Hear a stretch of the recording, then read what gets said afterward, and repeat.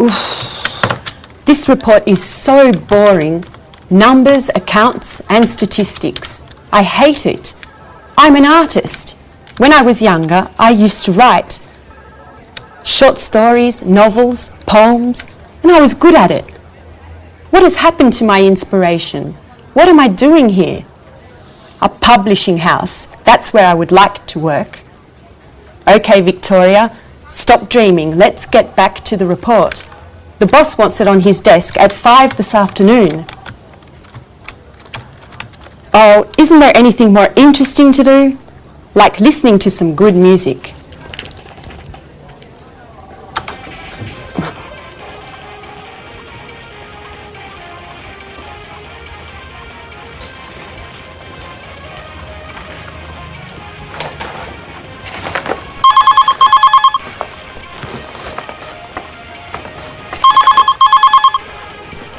Telephone! Oh, the phone.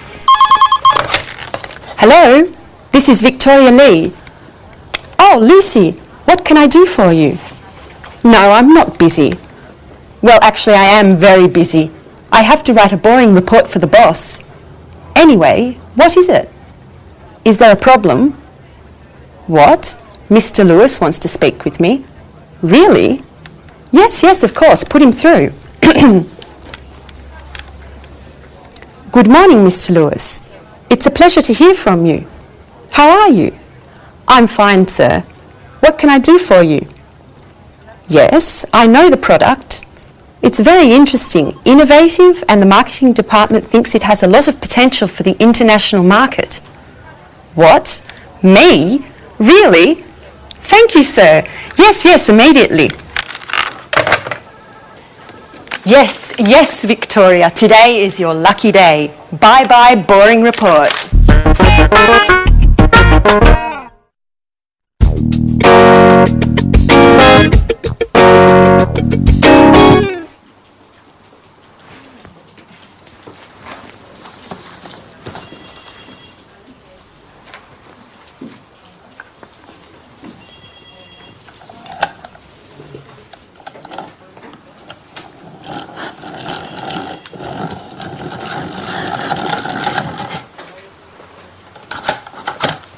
So, you are Anne Baxter.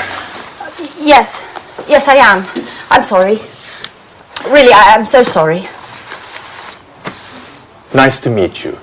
I'm Mr. Stevens. How do you do? I'm so sorry, Mr. Stevens. Anne, please, sit down. It's all right. How are you today? I'm a little nervous. And this isn't a good start. That's all right. Well, Anne, where are you from? I'm English. I'm from Oxford. Great. A true Brit. Can you speak any other languages? French, German, Spanish? I can speak French, a little Spanish, and a few words of Italian. My sister is in Rome studying history of art at university. Okay. Very interesting. And can you use a computer? The internet? I'm not a genius with the computer, but I can use one. Great, Anne. I have your CV here, and I see you already work here. What do you do exactly? I do this and that. I usually work from home. I have an office in my room with a big desk and two chairs and... Fine. That's fine. And do you live alone? No, I share a flat with my Australian friend Alice. And there's a new flatmate now. His name is Jack. He's from New York. He's very nice. That's fine. Great, and you're very well prepared. You have a good education, and you're very precise. You're just the person for this internship. Oh, thank you, Mr. Stevens. Thank you so much for this opportunity.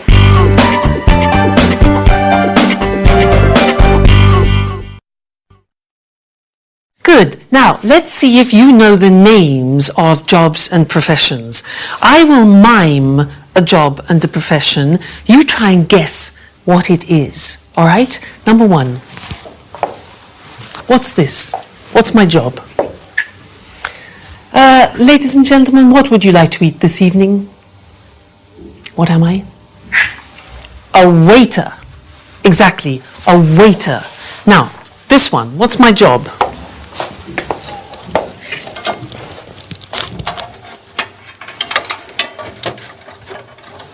Difficult job. I'm a computer technician. A computer technician. Okay, next one. This one.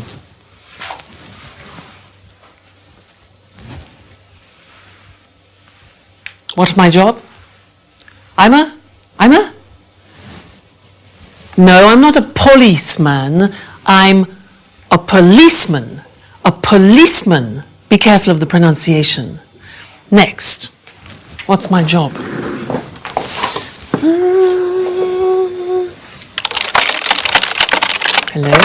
Hello, yes, thank you. What's my job? I'm a difficult one. Secretary. Listen to the pronunciation. I'm a secretary. Next one. Let's see. Here. This one here.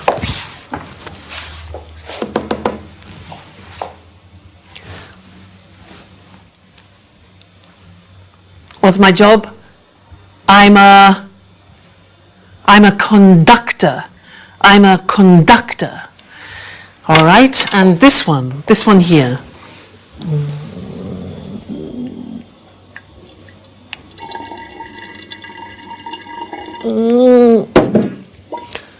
I'm a scientist. Again, a difficult pronunciation. Scientist.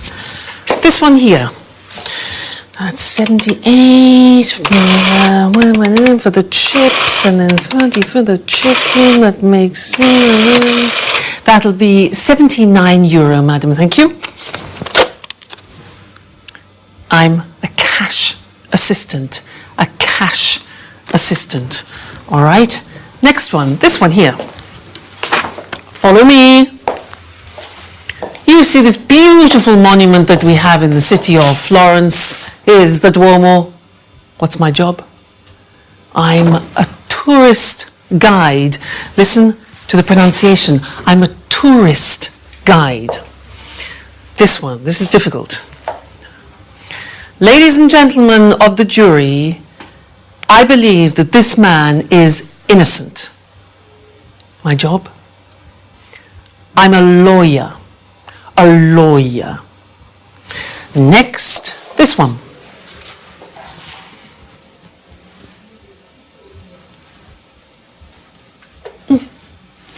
I'm a painter. A painter. Good. And the last one. What do you think this is?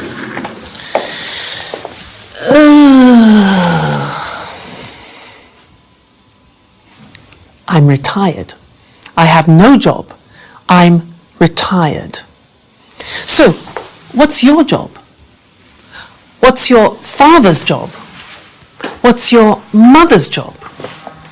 Well, let's look at the screen together and check the spelling and the pronunciation of the jobs we've just looked at. All right, so here's the screen. Good. The question is, what's your job? So, the first one, I'm a waiter. Where does a waiter work? Exactly, in a restaurant.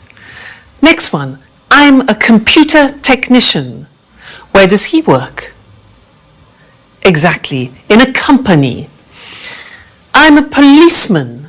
Where does a policeman work? In the police headquarters. Headquarters. All right, next. I'm a secretary. Pronunciation, secretary. Where do I work? In an office. Okay. I'm a conductor. Where do I work? In the theatre. In the theatre. I'm a scientist. I work in a laboratory. A laboratory. Difficult pronunciation. Next. I'm a cash assistant. I work in a supermarket or in a shop. I'm a tourist guide. I work in a tourist center. I'm a lawyer. I work in a law court. A law court. I'm a painter.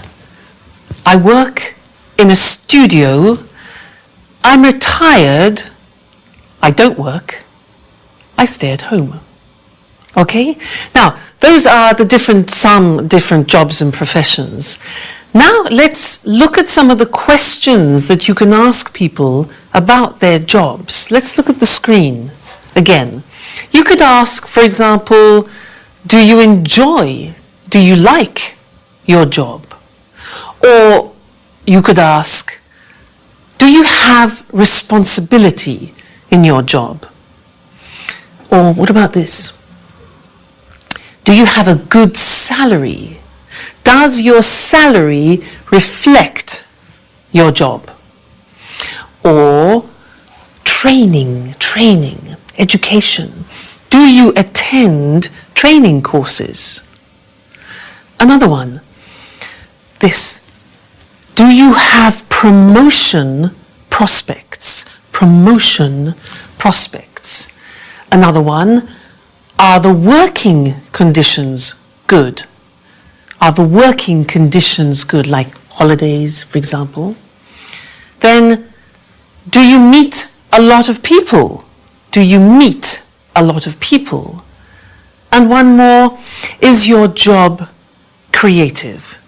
Is your job creative? So those are the questions you can ask in conversation, talking about jobs.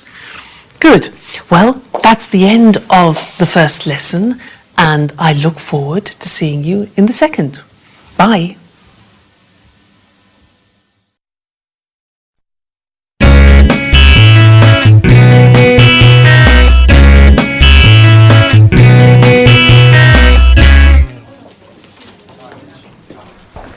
Right this way. And this is Gary. And this is Rachel. Hello. Hi. Pleased to meet you. Me too. Rachel is a very important team member at our publishing house. She knows everything about the company. Thanks. She was our first employee, 1985. 1985. And she can answer any questions you may have. Okay, Anne, you're in good hands. Have a productive day. Oh, all right, Anne. Are you ready? Well, Mr. Stevens founded this publishing house in 1985. Oh, just a moment.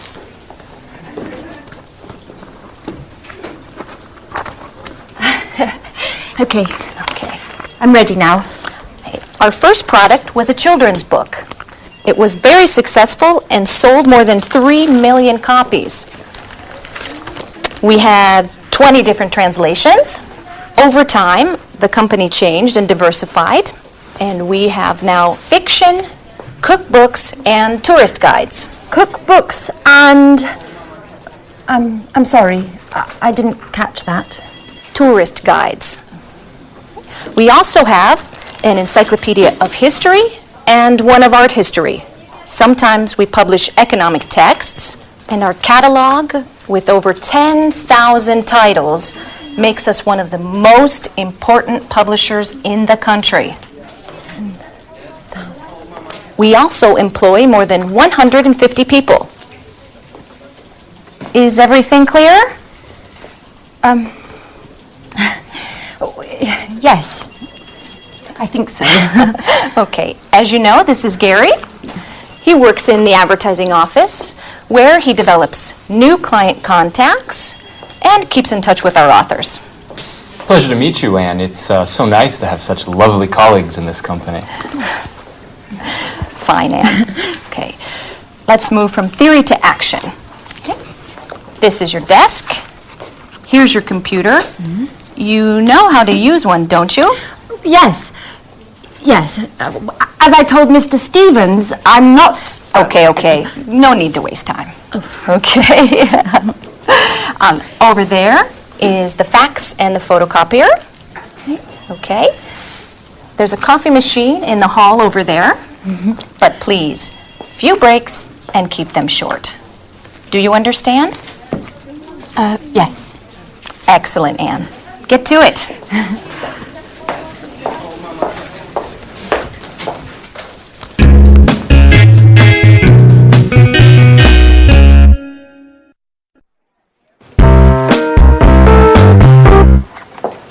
Oh, good morning, Mr. Chang. Excuse me, I was just rearranging my office. Take a seat, please. Thank you. Thank you.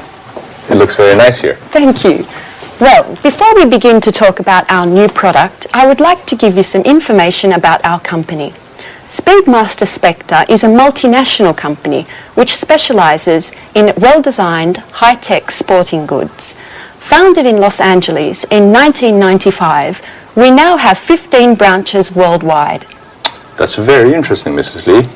How much is your company's revenue? Over the past few years, Speedmaster Spectre's revenue has grown impressively. Today we have a turnover of more than 60 million euros of revenue. Our revenues abroad amount to more than 50% of that total. Very impressive.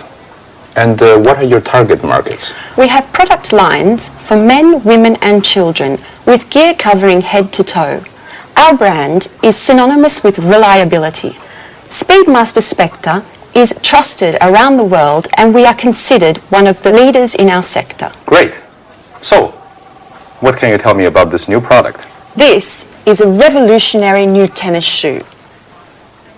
It's extremely durable thanks to our high quality materials. We're interested in the Southeast Asian market. We believe that these shoes are the right product for that market. And where are they manufactured? Right, that's our strength. We have factories that meet all work standards and regulations in the countries we would like to target. And what is your role, Mrs. Lee? In the past, I was responsible for the Southern European market. Just last week, I took on a new role to test and distribute our products into the Chinese market. It's a very challenging position. That could deliver positive results. Together we can do great things, Mrs. Lee. Well, goodbye, Mrs. Lee. This meeting has been very profitable for both of us. Let's talk soon. Thank you, Mr. Chang. And yes, let's meet again soon. Great. Bye-bye.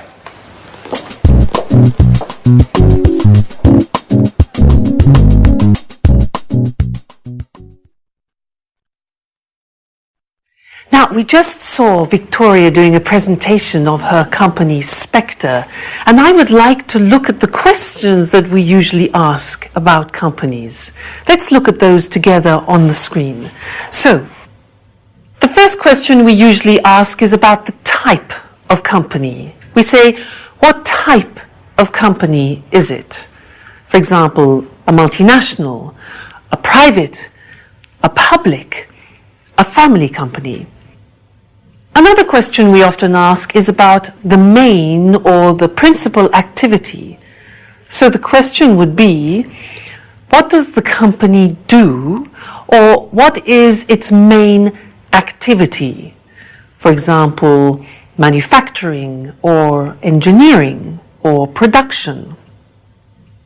Another question is about the employees. Look at the pronunciation of that.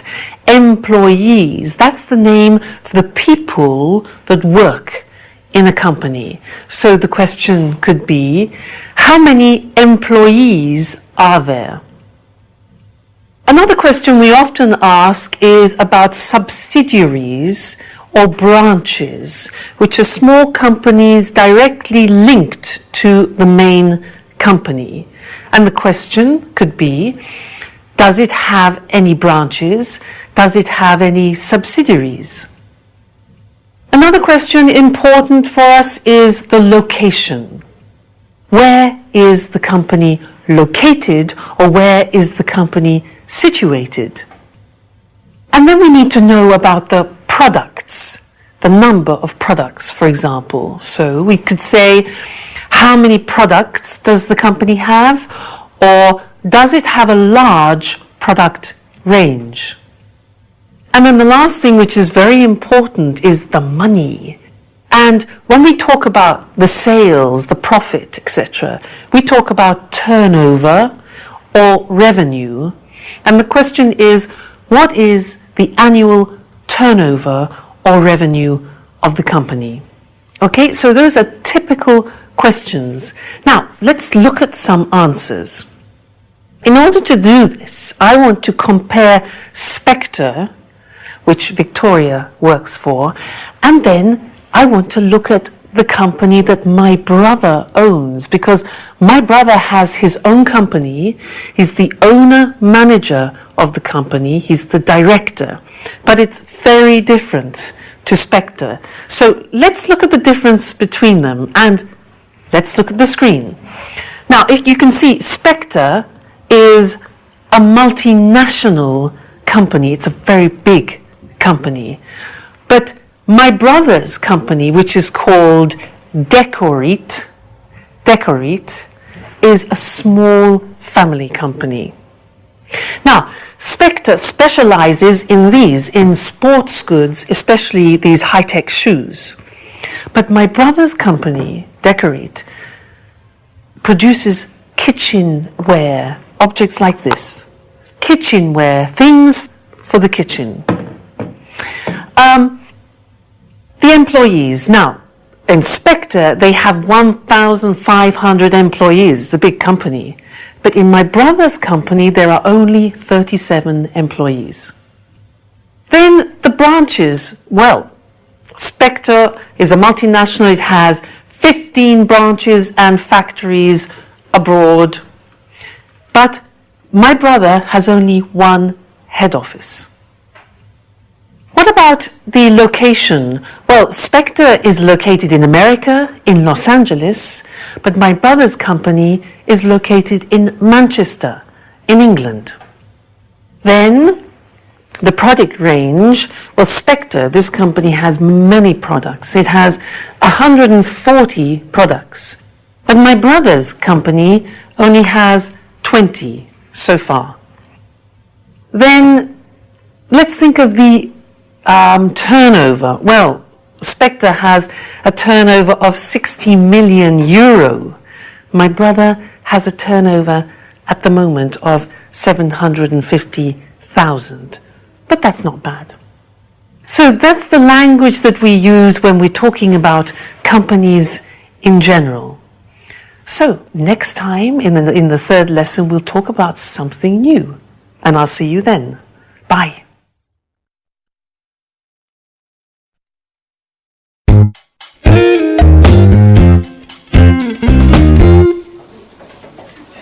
Good morning.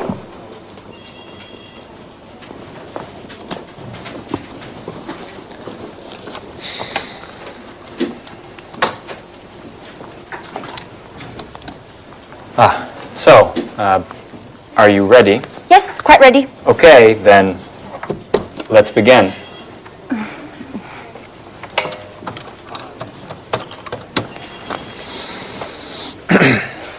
Hello, my name is Gary Reynolds from Pilgrim Publishing.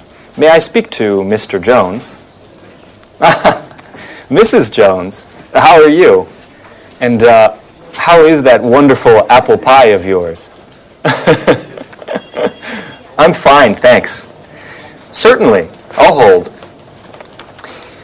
With a wink and a nudge, you can get whatever you want, even imaginary apple pie. This author is too important for us. Right. Hello, Mr. Jones. How are you? I'm fine, thank you. I wanted to know if you are interested in contributing to a new cooking guide that we have to bring out soon. Yes, it's a 6-volume collection of recipes to fit the needs of all tastes, with a detailed photo guide for preparation and cooking techniques. And we have to have the materials by the end of next month. Right. Exactly. Sure. Of course.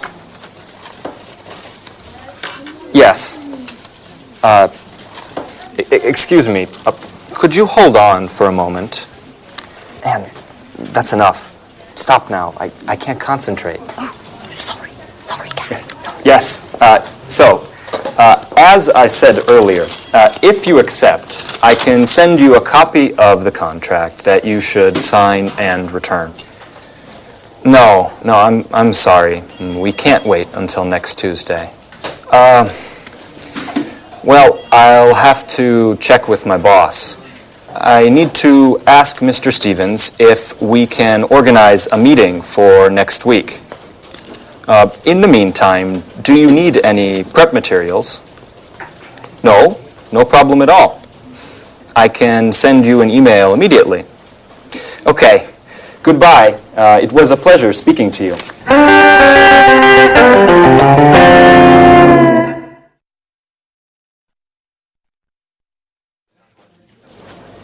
Do you always have to take notes? Yes, I do. I have to learn as much as I can, and there's so much to learn.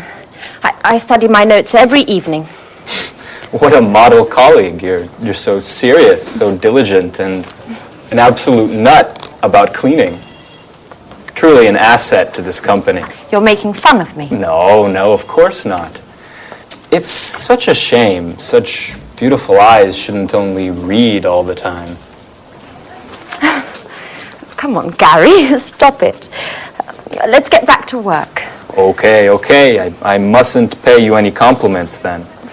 So, Ms. Baxter, can you give me the notes from my conversation with Mr. Jones? Okay. So, you said to Mr. Jones that...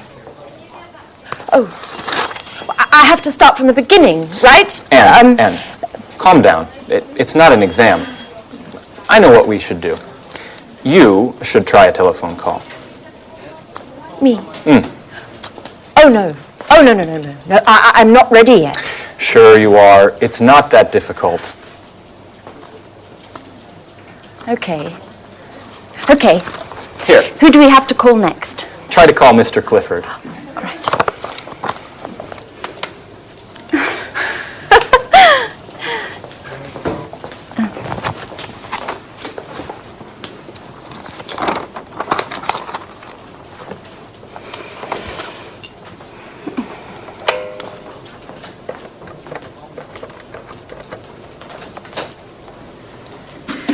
Hello, this is Anne Baxter from Pilgrim Publishing. Please may I speak to Mr. Clifford? Oh, I see. All right, thank you very much. Right, goodbye. Well, what happened? Well, Come on, tell me. I dialed the wrong number.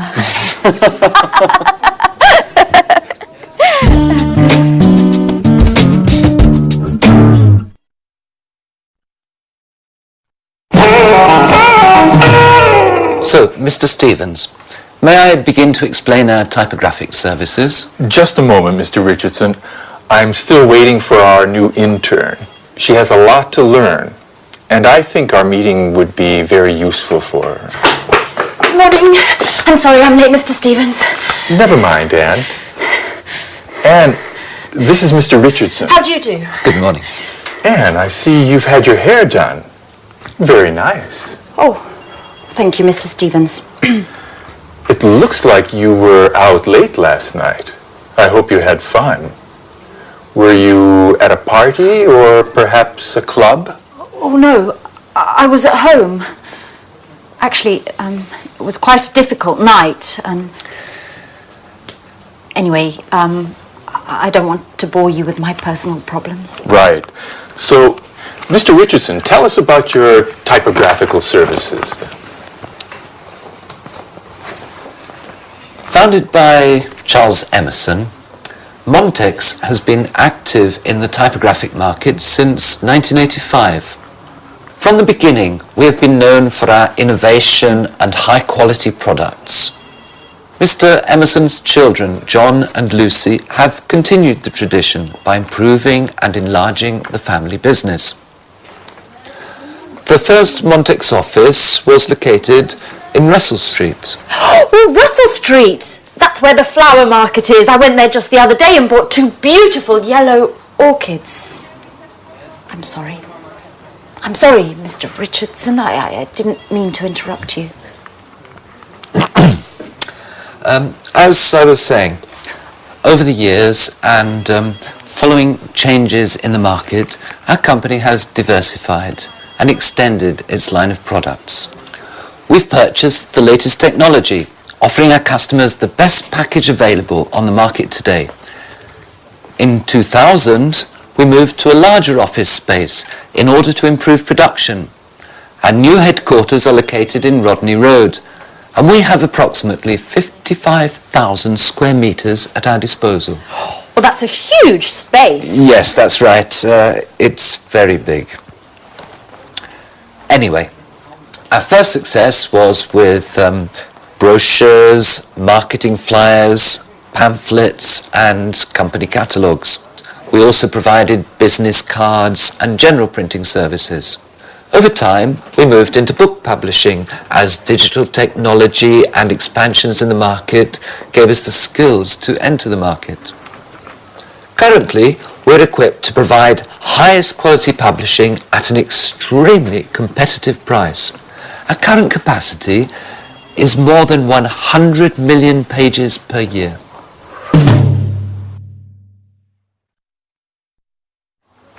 So, Anne, have you understood everything? Would you like to sum up what Mr. Richardson has said? Me? Yes. Could you? Oh, all right. I'll try. Established in 1985 by Charles Emerson, Montex has successfully grown and adapted to changing client needs. In 2000, the company transferred to Rodney Road, where, thanks to cutting-edge equipment capable of high volume, it has optimized its production and extended its offerings, specializing in the publishing sector. Currently, it provides top-quality printing at extremely attractive pricing. Well done, Anne. You have a great ability to summarize. You know, Mr. Richardson, we aren't very pleased with our current typographers. They don't meet deadlines. Professionalism, efficiency, and punctuality are the keys to our success. Do you know that in just a few years, the number of Montex clients has grown by 100%? And what sort of printing do you principally use? Digital printing and offset printing in the case of high density needs. What? Offset printing? Young lady, you work for a publishing house and you don't know what offset printing is? No, sir. I'm afraid I don't. Is it important? And offset printing is the classic way in which a graphic project done on a computer is converted to the final printed page. I get it. I get it! Well, it is important. It's extremely important. What an idiot I must seem. I basically told you I have no technological know-how. You know, Mr. Stevens, I am studying the editor's manual that you gave me, but I haven't got to the letter O yet.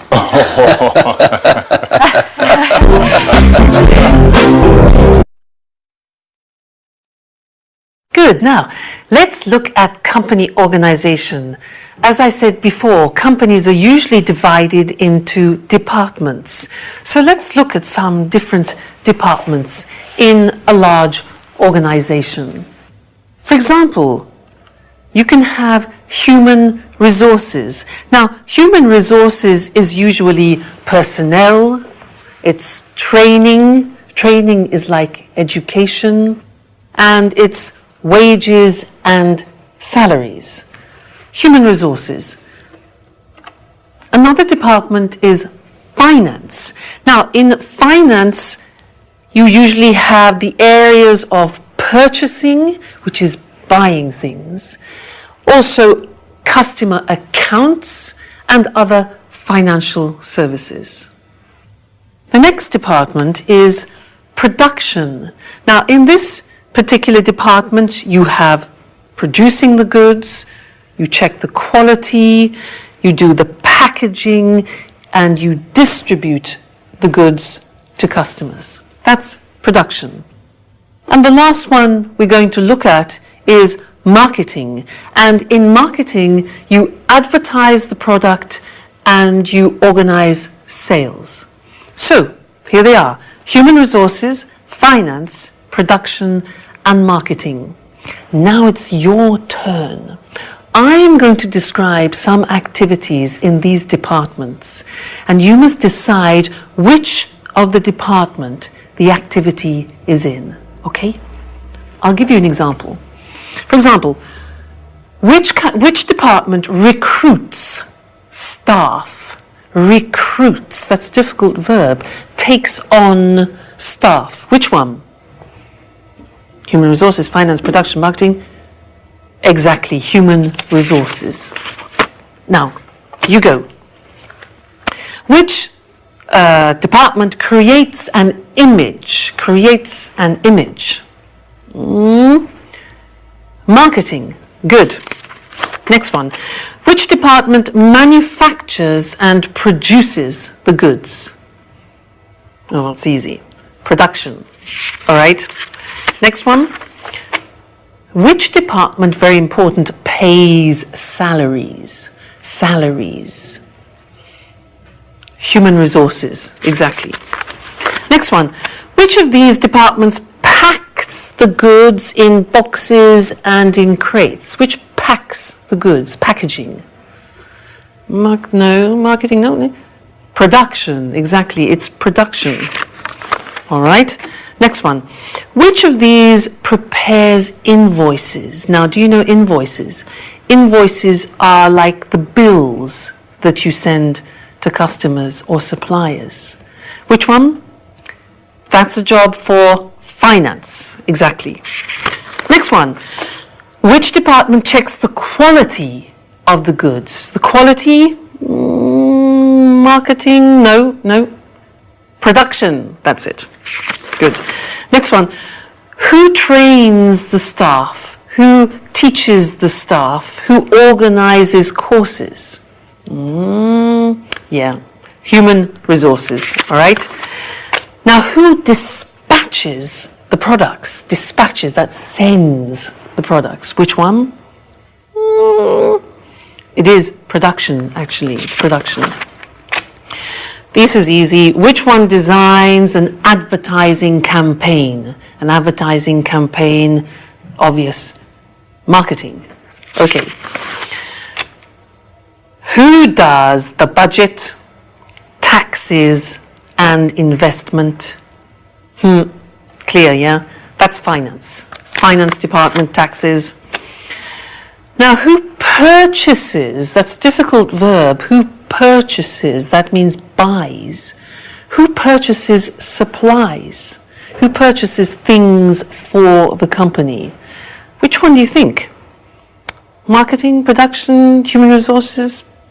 Well, actually, it's finance. Finance. They purchase. And the last one, who plans the method of sales, the method of selling it to the public? Human resources, finance, production, marketing? Marketing. Fantastic. So good. So there you have an idea of 4 of the most important departments that you find in large organizations.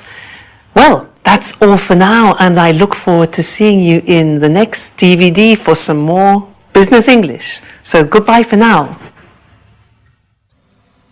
So in that scene, there were some examples of the language we use when we talk about markets. To help us understand that language more, let's go to the computer and see it. So, if a company wants to go into a new market, we talk about it as entering a market or even penetrating a market. Now, if a market has been there for a while, we say that the market is established or it's well established. But often, markets change. If they improve, we talk about the market situation growing or increasing. But if the opposite happens, we say that the market shrinks. It's shrinking or it's decreasing. However, if we find a change which is uneven, we say that the market is fluctuating, that it's changing. Or, if there is no change, we talk about the market as being stable. If the market is full and there is no more room to promote or sell your product as a company, we say that the market is saturated. So those are the typical words that we use when we describe markets. Now, also in the scene that we saw with Victoria, they talked a lot about China and Europe, the difference between the two areas. Now, China is an important country which is coming up. And what I'd like to do now is to revise the comparatives and superlatives, in particular the comparatives, and look at the difference between those two markets, Europe and China. Let's look at the screen to help us. Here. Now, if we think about market growth, in general, market growth in China at the moment is faster. In Europe, it's slower. Labor costs. Labor costs, what's that? That is the cost of people working. Well, in China, as we know, the labor costs are definitely lower. In Europe, they're higher. What about market demand? Well, at the moment, the demand for new products and services in China is much greater than in Europe. In Europe, it's less. Production costs, another thing, well, it's cheaper to produce in China also because labor costs are lower.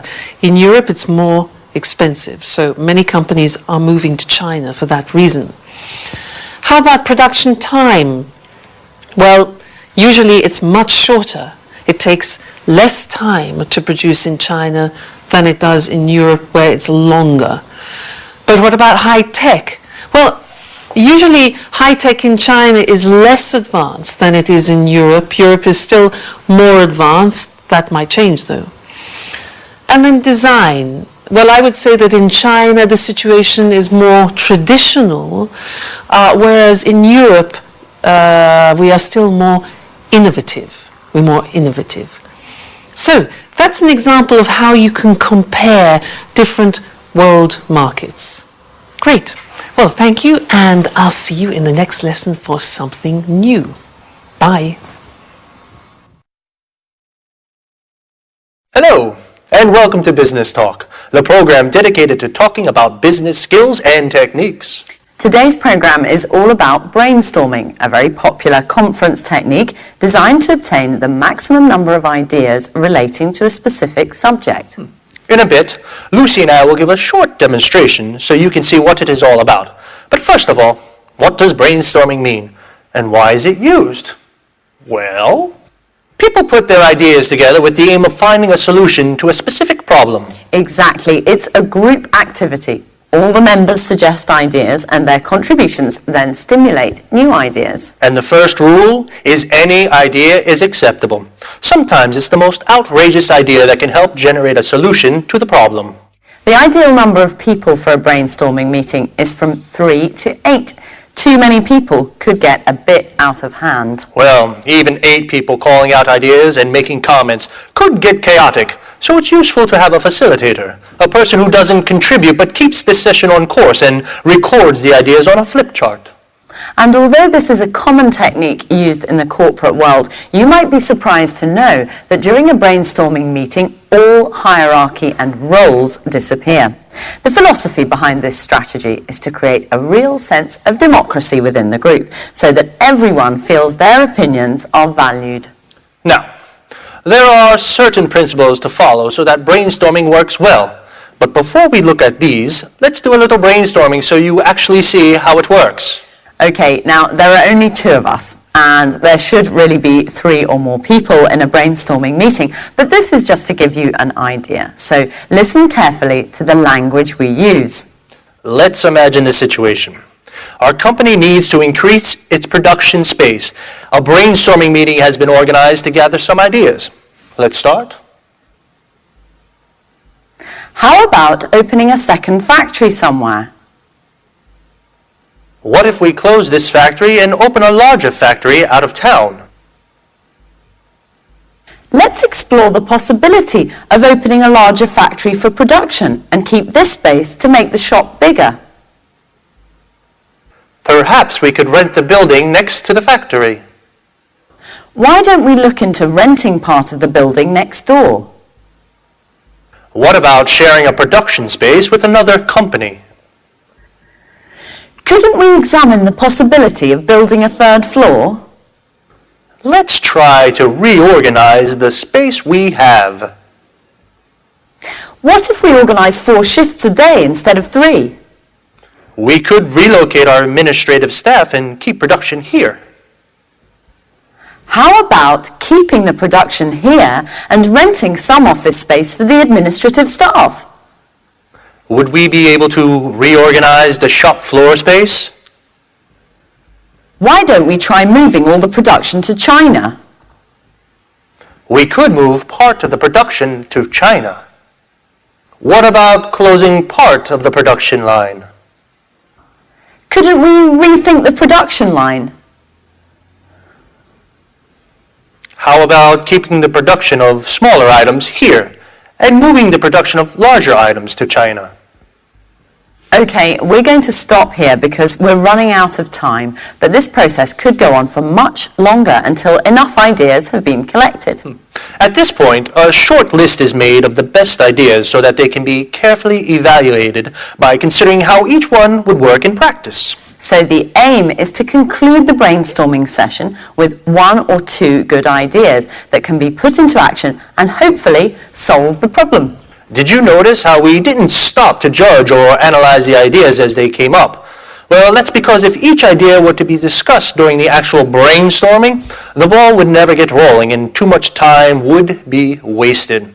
Another thing you may have noticed is that Lucy came up with an idea that had nothing to do with increasing the production space.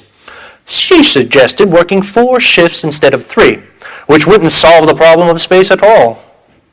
Yes, remember, all ideas are accepted during the brainstorming process because although an idea may seem silly, it might instigate other ideas that could instead give rise to a solution. Yes, actually, you suggested something interesting after the apparently irrelevant idea I had.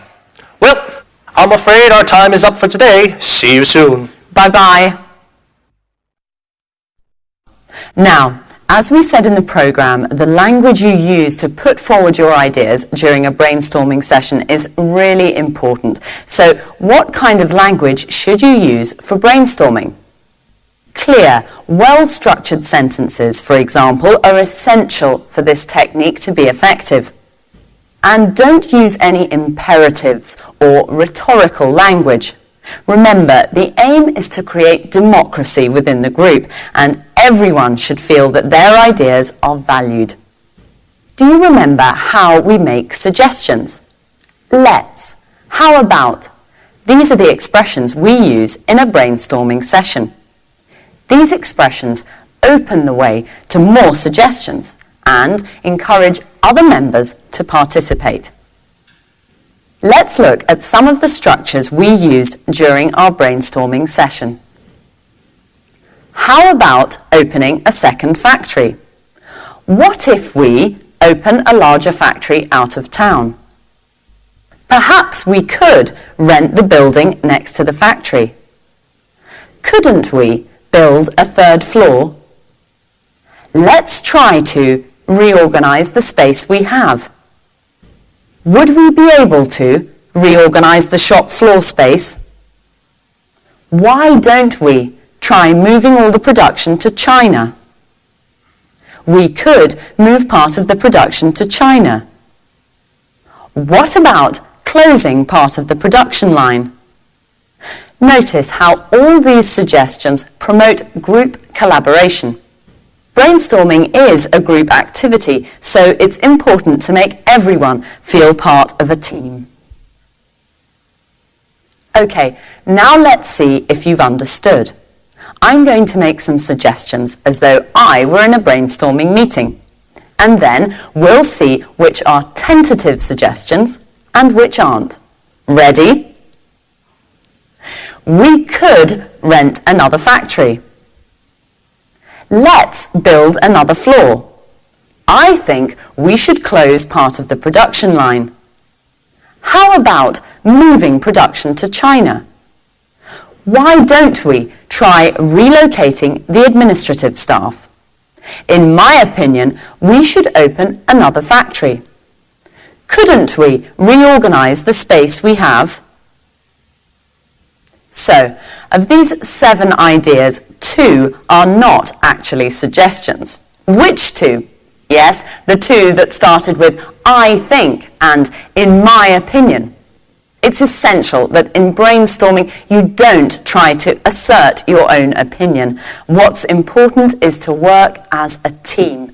Try to limit the use of I and use we instead. It's not easy when English isn't your first language, and you probably need to practice a couple of times for it to come naturally.